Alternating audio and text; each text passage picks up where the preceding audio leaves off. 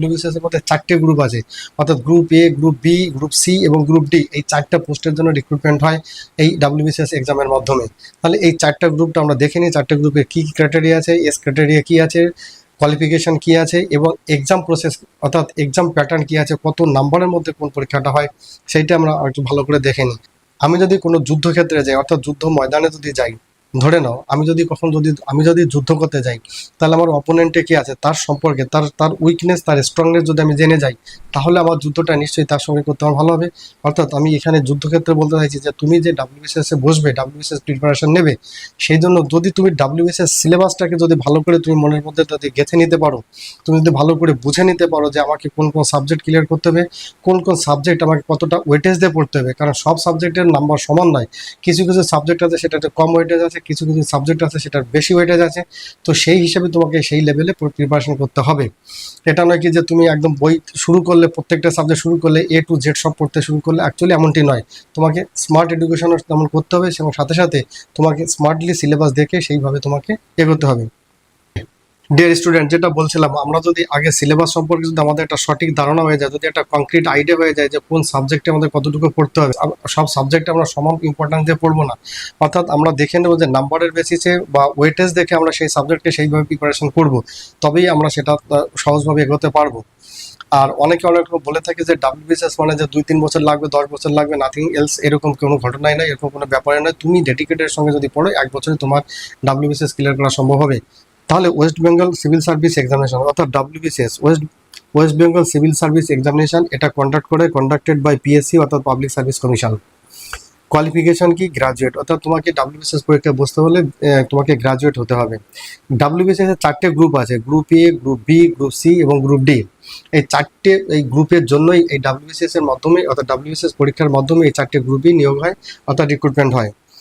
এখন গ্রুপ এ তে যারা বসতে যাবে তাদের জন্য এজ লিমিট হচ্ছে 21 থেকে 36 বছর, যারা গ্রুপ বি তে যাবে তাদের 20 থেকে 36 বছর, এবং যারা গ্রুপ সি তে যাবে তাদের 21 থেকে 39 বছর, এবং গ্রুপ ডি তে যারা যাবে তাদের 21 থেকে 39 বছর।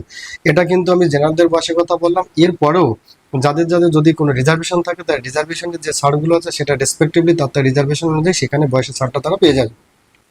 ওকে, আমরা তাহলে এক্সাম প্যাটার্নটা দেখে নিই। প্রিলি হয়, মেইন হয় এবং ইন্টারভিউর মাধ্যমে হয়, অর্থাৎ 3টে স্টেপ থাকে। তাহলে প্রিলিমে কি হয়? প্রিলিমে হচ্ছে তোমার 200 নম্বরের পরীক্ষা থাকে, 200 নম্বরের পরীক্ষা থাকে, 200 কোশ্চেন থাকে, সময় থাকে 2.5 ঘন্টা, টোটাল 8টা সাবজেক্ট থাকে। এই 8টা সাবজেক্টের ভিতর থেকে 200খানা কোশ্চেন আসে 200 নম্বরের জন্য, এবং এই পরীক্ষায় কিন্তু নেগেটিভ নাম্বার আছে, 1/3 নেগেটিভ নাম্বার। এবার এই যে 8টি সাবজেক্ট আছে, এই 8টি সাবজেক্টের প্রত্যেকটি সাবজেক্ট থেকে ইকুয়ালি অর্থাৎ 25 নম্বর করে কোশ্চেন থাকবে, অর্থাৎ 25টা কোশ্চেন থাকবে 25 নম্বরের জন্য। এটা নয় কি যে একটা সাবজেক্ট থেকে অনেক বেশি আসবে, একটা থেকে কম আসবে, এমনটি নয়। অর্থাৎ এই প্রিলির জন্য যে 8টি সাবজেক্ট আছে, এই 8টি সাবজেক্ট প্রত্যেকটি সাবজেক্ট থেকে 25 নম্বর করে কোশ্চেন আসবে, অর্থাৎ 25টা করে কোশ্চেন, 25 নম্বর। নেক্সট মেইন পরীক্ষায় কি হয়? মেইন পরীক্ষা হচ্ছে যদি তুমি গ্রুপ এ আর বি এর জন্য দাও, তাহলে তোমার 1800 নম্বরের পরীক্ষা দিতে হবে, ইনক্লুডিং ইন্টারভিউ। আর গ্রুপ সি এর জন্য 1350 ইনক্লুডিং ইন্টারভিউ, এবং গ্রুপ ডি এর জন্য 1300 নম্বর ইনক্লুডিং ইন্টারভিউ নাম্বার। তাহলে গ্রুপ এ আর বি এর জন্য থাকছে 1800 নম্বর, গ্রুপ সি এর জন্য থাকছে 1350 এবং গ্রুপ ডি এর জন্য থাকছে 1300 নম্বর। এখানে ইন্টারভিউ নাম্বার গ্রুপ এ আর বি এর জন্য 200 নম্বরের ইন্টারভিউ, গ্রুপ সি এর জন্য 150 নম্বর ইন্টারভিউ এবং গ্রুপ ডি এর জন্য 100 নম্বরের ইন্টারভিউ। ওকে ডিয়ার স্টুডেন্ট, এখন আমি তোমাদের সাবজেক্ট সম্পর্কে আমি এখানে আইডিয়া দিয়ে দিচ্ছি, একটা ধারণা দিয়ে দিচ্ছি যে কোন কোন সাবজেক্ট থেকে তোমাদের পরীক্ষায় আসে, কোন কোন সাবজেক্টগুলো তোমাকে পরীক্ষার জন্য পড়তে হবে এবং কোন কোন সাবজেক্ট থেকে কত নম্বরের কোশ্চেন আসে। যেমনটি বলছিলাম, প্রিলি আর হচ্ছে মেইন, দু রকমের পরীক্ষা হবে। প্রথমে তোমাকে প্রিলি পাস করতে হবে, অর্থাৎ প্রিলি 200 নম্বরের কোশ্চেন থাকবে, 200টা কোশ্চেন থাকবে, 200 নাম্বার থাকবে। সেখানে তোমাকে প্রিলি ক্লিয়ার করতে হবে। যেটা বলেছিলাম যে প্রিলিতে তোমার 200 নম্বরের কোশ্চেন থাকবে, অর্থাৎ 200টা কোশ্চেন থাকবে, 8টি সাবজেক্ট থাকবে। সেই 8টি সাবজেক্ট এখানে আমি দেখে নিই। ইংলিশ থাকছে, জিএস অর্থাৎ জেনারেল স্টাডি বা জেনারেল সায়েন্স যেখানে বলো, এখানে তোমাকে ফিজিক্স থাকবে, কেমিস্ট্রি থাকবে, বায়ো থাকবে, সব জেনারেল সায়েন্স অর্থাৎ জেনারেল টাইপের যে কোশ্চেন সেইগুলো আসবে। হিস্ট্রি, এখানে হিস্ট্রি, এখানে দেখো হিস্ট্রি দু রকম আছে, একটা হচ্ছে নর্মাল হিস্ট্রি আর এখানে আছে দেখো ন্যাশনাল মুভমেন্ট, অর্থাৎ ন্যাশনাল মুভমেন্টের আগের পর্যায়ে এবং শুধু ন্যাশনাল মুভমেন্ট থেকে। তাহলে হিস্ট্রির ইম্পর্টেন্সটা কিন্তু খুবই বেশি, অর্থাৎ প্রিলি ক্লিয়ার করবার জন্য হিস্ট্রির ইম্পর্টেন্সটা খুবই বেশি। হিসাব মতো এখানে দেখো হিস্ট্রিতে এখানে 25, এখানে 25 আর এখানে 25, অর্থাৎ হিস্ট্রি থেকে তোমাকে 50 নম্বর থাকছে শুধু প্রিলির জন্য। নেক্সট থাকছে current affairs, next geography, West Bengal geography, then Indian polity and economics, then national movement যেটা তোমাকে বললাম হিস্ট্রি সাবজেক্টের মধ্যে পড়বে, জিআই অ্যান্ড রিজনিং এবং এখানে ক্ষেত্রে নেগেটিভ নাম্বার যেটা বললাম তোমাকে 1/3 নেগেটিভ নম্বর।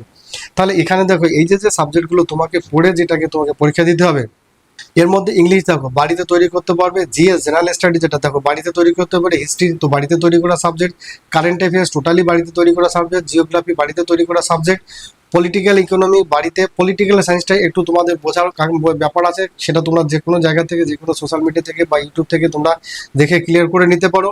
ন্যাশনাল মুভমেন্ট বাড়িতে তৈরি করা সাবজেক্ট, জিআই এবং রিজনিং এটা তোমাকে এখানে তোমার একটু গাইডেন্সের প্রয়োজন হবে, এই গাইডেন্সটা তুমি কোথাও থেকে নিয়ে নিতে পারো। তাহলে এইটা গেল তোমার প্রিলিম, অর্থাৎ প্রিলিমে যেটা বললাম যে প্রত্যেকটা সাবজেক্ট থেকে তোমাকে 25টা কোশ্চেন থাকবে 25 নম্বরের জন্য, এবং টোটাল থাকবে 200 নম্বর, অর্থাৎ 200 কোশ্চেন আসবে। তাহলে তোমরা এটা বুঝতে পারছো, আশা করি ক্লিয়ার করতে পারলাম যে প্রিলিটা। এবারে মেইনের ক্ষেত্রে দেখো, মেইনে তোমার এই যে 6টা সাবজেক্ট, এই 6টা সাবজেক্ট কিন্তু প্রত্যেকটি গ্রুপের জন্য দিতে পারছো, তারা group A, group B, group C, group D যারা বসছো প্রত্যেকের জন্য কিন্তু এই P1, P2, P3, P4, P5, P6 এই 6টা সাবজেক্ট প্রত্যেকের জন্য। এর মধ্যে দেখো বেঙ্গলি আর ইংলিশ, এই বেঙ্গলি আর ইংলিশ কিন্তু এটা কনভেনশনাল মেথড, তার ডেসক্রিপটিভ মেথডে হবে, এবং প্রত্যেকটি সাবজেক্ট কিন্তু 200 নম্বর করে, অর্থাৎ মেইনের প্রত্যেকটি সাবজেক্ট 200 নম্বর করে, তার মধ্যে বেঙ্গলি আর ইংলিশ এটা ডেসক্রিপটিভ বা কনভেনশনাল মেথড থাকবে। বাকি এই যে 4টা সাবজেক্ট, এই 4টে সাবজেক্ট কিন্তু এটাও তোমার অবজেক্টিভ থাকবে, অর্থাৎ এমসিকিউ মেথড থাকবে, এটাও প্রত্যেকটি সাবজেক্ট 200 নম্বরে থাকবে। দেখো P3-তে তোমার জন্য থাকছে জেনারেল স্টাডি, হিস্ট্রি এবং জিওগ্রাফি, P4-এ গিয়ে থাকছে এনভায়রনমেন্ট, জিকে এবং কারেন্ট অ্যাফেয়ার্স, P5-এ থাকছে ইকোনমি অ্যান্ড পলিটি, P6-এ থাকছে রিজনিং অ্যারিথমেটিক। এইখানে তোমাকে ভালো করে প্রিপারেশন নিতে হবে। এই যে P6-এ অর্থাৎ এই যে রিজনিং অ্যান্ড অ্যারিথমেটিক, এই সাবজেক্টটা তোমাকে প্র্যাকটিস করার ব্যাপার আছে, কারণ ম্যাথমেটিক্স কনভেনশনাল প্রসেসে ম্যাথমেটিক্স করতে যাও তাহলে তোমার টাইম ম্যানেজমেন্ট করা একটু প্রবলেম হবে, সেক্ষেত্রে তোমাকে ম্যাথমেটিক্সের ক্ষেত্রে কিছুটা গাইডেন্স প্রয়োজন হবে। বাকি যে সাবজেক্টগুলো তুমি দেখো Bengali, English, GS, history, geography, environmental science, GK, current affairs, everything, এই যে সাবজেক্টগুলো আছে, এখানে ইকোনমিক্স অ্যান্ড পলিটি এটা তোমার একটু গাইডেন্সের প্রয়োজন হতে পারে। বাকি যে সাবজেক্টগুলো আছে এটা টোটালি তোমার বাড়িতে বসে পড়ার সাবজেক্ট, টোটালি তোমার সেলফ স্টাডি সাবজেক্ট। এবার তুমি যদি বলো যে আমি তাহলে কোথা থেকে পড়বো, কোন বইগুলো আমি পড়বো, দেখো অনেকে অনেক রকম এক্সাম্পল দেবে, অনেক রকমের বইয়ের কথা বলবে। অনেকে তোমাকে এটাও বলবে যে আমি ধরো হিস্ট্রির জন্য 4-5টা বই পড়েছি, আমি জিওগ্রাফির জন্য আমি 2-4টে বই পড়েছি, এই সমস্ত তোমাকে কিছুই করতে হবে না। আমি তোমাকে ক্লিয়ারলি বলছি, একদম ক্লিয়ার কাট কথা বলছি, তোমরা গ্রাজুয়েট লেভেলের যে কোনো বই তোমরা তুলে নেবে, সেটা ওয়েস্ট বেঙ্গল বোর্ডের তুলে নিতে পারো, তোমরা এনসিইআরটির বই তুলে নিতে পারো। গ্রাজুয়েট লেভেলের যে কোনো বই তোমরা একটা বইকে ফলো করে কি করবে, তোমরা শুধুমাত্র একটা বই ফলো করবে। ধরো তুমি কি করছো, তুমি জিএস এর জন্য পড়ছো, জেনারেল স্টাডি পড়ছো, সায়েন্স তুমি পড়বে, তাহলে যে কোনো একটা বই পড়বে। হিস্ট্রির জন্য তুমি যে কোনো রাইটারে তুমি একটা বই পড়ো, জিওগ্রাফির যে কোনো রাইটারে তুমি একটা বই, অর্থাৎ গ্রাজুয়েট লেভেলে, অর্থাৎ বিএসসি লেভেলে যে কোনো একটা বই, তুমি যে কোনো একটা বইকে বেসিক লেভেলে নিয়ে নেবে, সেটাকে তুমি পড়বে, সেই বইটাকে কমপ্লিটভাবে থরলি পড়বে, যতবার পড়ো, 2বার 3বার 4বার যতবার পড়ো একটা বইকে পড়বে। পড়ার পরে তোমাকে কি করতে হবে, তোমাকে পিআইকিউ প্র্যাকটিস করতে হবে, অর্থাৎ previous year question answer practice করতে হবে। পিআইকিউ কিভাবে প্র্যাকটিস করবে, কোশ্চেন অ্যান্সার কিভাবে প্র্যাকটিস করবে, পিআইকিউ যখন তোমরা প্র্যাকটিস করবে, পিআইকিউতে তোমার 4টে অপশন থাকবে, পিআইকিউতে তোমাকে 4টে অপশন থাকবে, এই 4টে অপশনের মধ্যে একটা তোমাকে রাইট থাকবে, বাকি 3টে ওই কোশ্চেনের জন্য রং থাকবে। কিন্তু এখানে তোমাকে জানতে হবে যে এই বাকি 3টে কোশ্চেন কেন রং হলো, বা এই বাকি যে 3টে অপশন আছে এই 3টে যদি অন্যভাবে এসে যায় তাহলে এই 3টে কোশ্চেন কখন তোমার রাইট হবে। তুমি যদি প্রত্যেকটি সেট যদি এইভাবে তুমি প্র্যাকটিস করে যাও, প্রত্যেকটি পিআইকিউ যখন তুমি সেট দেবে যদি এইভাবে প্র্যাকটিস করে যাও, অর্থাৎ 4টে অপশনের মধ্যে একটা তোমার কারেক্ট হবে ওই সেটের জন্য, তাহলে যেটা কারেক্ট হলো বাকি 3টে কারেক্ট হয়নি, কেন ওই 3টে কারেক্ট হয়নি, এবং ওই 3টে যদি কারেক্ট হয় তাহলে কোন ধরনের কোশ্চেনের ক্ষেত্রে ওই 3টে কারেক্ট হবে, ব্যাস তোমাকে এইটুকু করে পিআইকিউ প্র্যাকটিস করতে হবে। তুমি ঠিক এইভাবে এই সিম্পল ওয়েতে পড়াশোনা করে যাও, ডাব্লিউবিসিএস ক্লিয়ার করে যেতে পারবে।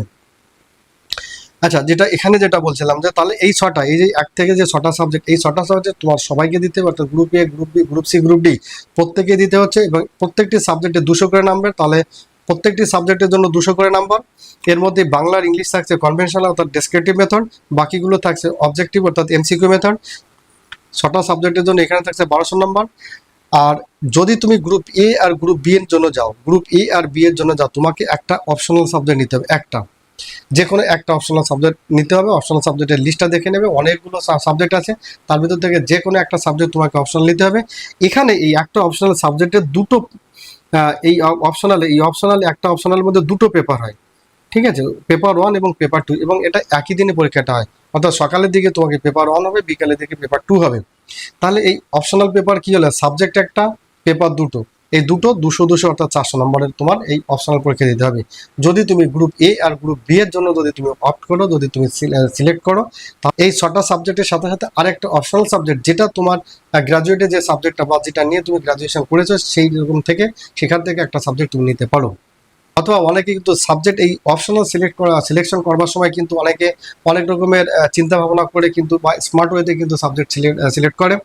অনেকে সায়েন্সের স্টুডেন্ট হওয়া সত্ত্বেও কিন্তু অনেকে হিস্ট্রি বা জিওগ্রাফি বা কনস্টিটিউশন এই ধরনের সাবজেক্ট সিলেক্ট করে, হিস্ট্রি বিশেষ করে সিলেক্ট করে অনেকে, কারণ হিস্ট্রি তোমরা দেখতে পাচ্ছ যে প্রিলির ক্ষেত্রে কতটা ইম্পর্টেন্স রয়েছে। প্রিলির ক্ষেত্রে হিস্ট্রি থেকে তোমার 25-50 নম্বর থাকছে প্রিলির ক্ষেত্রে, এবং যেহেতু প্রিলির যে সিলেবাস, প্রিলির যে প্যাটার্ন, সেটাই তোমার মেইনে, অর্থাৎ এই 6টা সাবজেক্ট অব্দি এটা মেইনেও সেই একই প্যাটার্ন, একই সাবজেক্ট, একই সিলেবাস। তো সেই ক্ষেত্রে তোমার প্রিলি প্রিপারেশনের সাথে সাথে প্রিলি থেকে যদি তুমি একটু ডেপথে যদি প্রিপারেশন করো, তাহলে একই সাথে তোমার প্রিলির সাথে সাথে তোমার মেইনও তোমার প্রিপেয়ার্ড হয়ে যায় বা প্রিপারেশন হয়ে যায়। সেই জন্য আমি বলছি যে ডাব্লিউবিসিএস ক্লিয়ার করা, যে তোমরা যদি এটা ভেবে থাকো যে ডাব্লিউবিসিএস একটা অন্যরকম কিছু, যদি তোমাদের মাথা থেকে এটা সরে যায়, তোমরা যদি মনে করো যে না ডাব্লিউবিসিএস অন্য একটা পরীক্ষার মতো, সেটা ক্লিয়ার করা সম্ভব, এবং এটা এখন সম্ভব। কারণ এখানে যদি তুমি এ আর বি সিলেক্ট না করো, যদি তুমি শুধু সি আর ডি এর জন্য সিলেক্ট করো, তাহলে তোমার 1 থেকে এই 6টা পেপার দিতে হচ্ছে, আর 1 থেকে 6টা, এর মধ্যে বাংলার ইংলিশ বাদ দিলে বাকি যে পেপারগুলো সেটাও তোমার এমসিকিউ অর্থাৎ অবজেক্টিভ টাইপ থাকছে। প্রিলিতেও তুমি অবজেক্টিভ টাইপ পরীক্ষা দিচ্ছ, সেটা মেইনের ক্ষেত্রে তোমার সেটা এমসিকিউ বা অবজেক্টিভ টাইপ পরীক্ষা হচ্ছে। এক্ষেত্রে তোমার পরীক্ষার প্যাটার্ন এবং সাবজেক্টের ক্ষেত্রে কোনো ফারাক পড়ছে না, কোনো ভেরিয়েশন আসছে না। তাহলে তোমার ক্ষেত্রে এই ডাব্লিউবিসিএস ক্লিয়ার করা কোথায় এত মুশকিল, কোথায় এত টাফ? তাই শুধু তোমাদের মাথা থেকে এই জিনিসটাকে সরিয়ে দাও যে ডাব্লিউবিসিএস ক্লিয়ার করা সম্ভব, এবং তুমি নিজেকে তৈরি করো, বা তুমি নিজেকে ভাবতে শুরু করো যে হ্যাঁ ডাব্লিউবিসিএস ক্লিয়ার করা সম্ভব। এখন যেটা বলছিলাম যে তোমাদের ডাব্লিউবিসিএস এর 4টে গ্রুপ আছে, অর্থাৎ এই ডাব্লিউবিসিএস পরীক্ষার মাধ্যমে যে রিক্রুটমেন্ট হয়, রিক্রুটমেন্টের 4টে গ্রুপের জন্য অফিসার পদে নিয়োগ করা হয়। এই 4টে গ্রুপের কোন কোন পদে কোন কোন পোস্টগুলো আছে, অর্থাৎ গ্রুপ এর মধ্যে কোন কোন পোস্টগুলো আছে, গ্রুপ বি তে কোনগুলো আছে, গ্রুপ সি তে এবং গ্রুপ ডি তে কোন কোন গ্রুপের মধ্যে কোন কোন পোস্টগুলো আছে, সেটা আমি তোমাদের সঙ্গে এখন আমি একবার বলে দিচ্ছি। গ্রুপ এ তে যারা এই ডাব্লিউবিসিএস পরীক্ষায় কি হয়, টোটাল কম্বাইন্ড পরীক্ষা হলো, ধরো 1800 নম্বরের পরীক্ষা হলো। 1800 নম্বর পরীক্ষার মধ্যে মেরিট লিস্ট তৈরি করা হবে, 1 থেকে 100 অবধি, সাপোজ ফর এক্সাম্পল বলছি, ধরো 1 থেকে 100 অবধি। এবার উপরের দিকে যারা থাকবে তারা নিশ্চয়ই তুমি জানো যে উপরের দিকে যারা থাকবে তারা গ্রুপ এ পাবে, তারপর থেকে যারা র্যাঙ্কিংয়ে যারা কম আসবে তারা সি, এবং লাস্টে থাকে যারা কম পাবে তারা গ্রুপ ডি পাবে। এবার অনেক ক্ষেত্রে কি হয়, যারা অনেক সময় অনেক র্যাঙ্ক ভালো র্যাঙ্ক করা সত্ত্বেও তারা গ্রুপ বি পোস্ট অনেকে পছন্দ করে, কারণ গ্রুপ বি থেকে হচ্ছে ওয়েস্ট বেঙ্গল পুলিশ সার্ভিসে যাওয়ার জন্য গ্রুপ বি পোস্টটাকে নিতে হয়। তাহলে যদি অনেকের ইচ্ছা থাকে বা অনেকের যদি শখ থাকে যে আমি ওয়েস্ট বেঙ্গল পুলিশ সার্ভিসে যাব, তাহলে সে ভালো রেজাল্ট করা সত্ত্বেও সে কিন্তু গ্রুপ বি কে অফ করে বা গ্রুপ বিটাকে চয়েস করে। তাহলে এক্ষেত্রে গ্রুপ এ তে, অর্থাৎ যারা ভালো রেজাল্ট করবে গ্রুপ এ তে সব থেকে উপরের যদি আমি বলি র্যাঙ্ক যদি ভালো করে বা সব থেকে উপরের পোস্টটাকে যদি আমরা বলি, তাহলে সেটা বলো West Bengal civil service executive. অর্থাৎ এই পোস্ট যারা পাবে, অর্থাৎ এই ভালো র্যাঙ্ক করে এই পোস্টে যারা পাবে তারা হচ্ছে বিডিও হতে পারবে direct. Next assistant commissioner of revenue service. এই assistant commissioner of revenue service এটা 2-3টে ক্যাডারকে মিক্স করে এখন assistant commissioner of revenue service এটার নাম দিয়েছে। এর মধ্যে তুমি কি কি সার্ভিস পাবে, যেমন এডিএসআর পাবে, সিটিও পাবে। এডিএসআর অর্থাৎ জমি বাড়ি যেখানে তোমরা দলিল করতে যাও, যেখানে ডিড করতে যাও, সেই যে অফিসার সেটা হচ্ছে এডিএসআর। তাহলে এডিএসআর এই অ্যাসিস্ট্যান্ট কমিশনার অফ রেভিনিউ সার্ভিসের মধ্যে একটা post ADSR.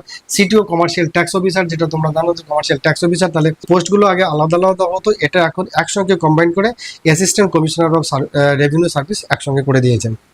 Next West Bengal cooperative service, West Bengal labour service, West Bengal food and supply service. এই ফুড অ্যান্ড সাপ্লাই সার্ভিস হচ্ছে ফুড ডিপার্টমেন্টের যে অফিসার থাকে, গ্রুপ এ অফিসার থাকে, অর্থাৎ ফুড ডিপার্টমেন্টে যেখানে তোমাদের ফুড সাপ্লাই হয়, বা রেশন ডিপার্টমেন্ট যেটা, সেটা হচ্ছে এই West Bengal food and supply West Bengal food and supply service and West Bengal employment service, অর্থাৎ এক্সচেঞ্জের যে অফিসার বসেন। তাহলে এতক্ষণ আমি তোমাদের বললাম যে গ্রুপ এতে কোন কোন পোস্টগুলো আছে এবং কোন কোন পোস্টগুলো এবং কোন কোন পোস্টগুলো পেলে কোন কোন সার্ভিস তাদের করতে হয় সেটা তোমাদের আমি এখানে বললাম। যেটা বললাম, যারা ওয়েস্ট বেঙ্গল পুলিশ সার্ভিসে যারা ইন্টারেস্ট আছে তারা গ্রুপ বি চয়েস করে, অর্থাৎ এক্ষেত্রেও অর্থাৎ কাট অফে খুব একটা ফারাক থাকে না গ্রুপ এ আর গ্রুপ বি এর জন্য। অনেকে খুব ভালো র্যাঙ্ক করে এবং লাস্ট কয়েক বছর ধরে দেখা যাচ্ছে যারা টপ দিকে র্যাঙ্ক করছে, অর্থাৎ নাম্বার যারা টপ করছে তারাও গ্রুপ বি সার্ভিসটাকে চয়েস করছে। তাহলে গ্রুপ বি যদি তুমি চয়েস করো তাহলে তুমি সেখান থেকে ডিএসপি বা এসডিপিও পোস্টের জন্য তুমি সিলেক্টেড হতে পারো। নেক্সট, যারা গ্রুপ সি পোস্টের জন্য যাবে, অর্থাৎ যারা আরেকটু নিচের দিকে যাদের র্যাঙ্ক হবে তারা গ্রুপ সি এর জন্য যেতে পারে। তারা গ্রুপ সির জন্য কি পাবে? তাহলে গ্রুপ সিতে কি কি পোস্টগুলো আছে দেখে নেওয়া যাক। West Bengal correctional home service, joint BDO, WBSLRS grade 1, এখানে হবে গ্রেড 1, অর্থাৎ আরও অর্থাৎ রেভিনিউ সার্ভিস, অর্থাৎ বিএলআর অফিস, এটা যায় বিএলআর অফিসে, এটা জয়েন্ট ভিডিও অর্থাৎ ভিডিও অফিসে, ভিডিওর নিচের পোস্টে হচ্ছে জয়েন্ট ভিডিও।